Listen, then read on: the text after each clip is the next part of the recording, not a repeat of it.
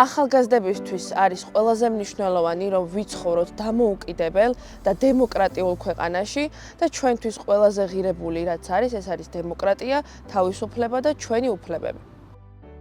თავისუფლება რატომღაც ყველას ახლა ესმის, რომ ჩვენ აღვიქვავთ ცუდად, მაგრამ ჩემთვის პირიქით ახალგაზრდები ყველაზე უკეთ იგებენ იმას, რა არის თავისუფლება.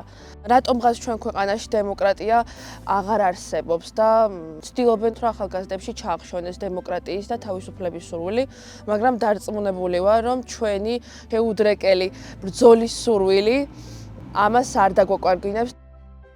ჩვენ გვაქვს უფლება რომ ვიცხოვროთ დემოკრატიულ ქვეყანაში, თავისუფალ ქვეყანაში და გქონდეს სრული უფლება ვიყოთ ისეთები როგორებიც გვინდა რომ ვიყოთ და რაც მთავარია დემოკრატიის ყველაზე დამახასიათებელი ეს თავისუფლება და უფლებები გქონდეს ღირებული ჩვენს ქვეყანაში.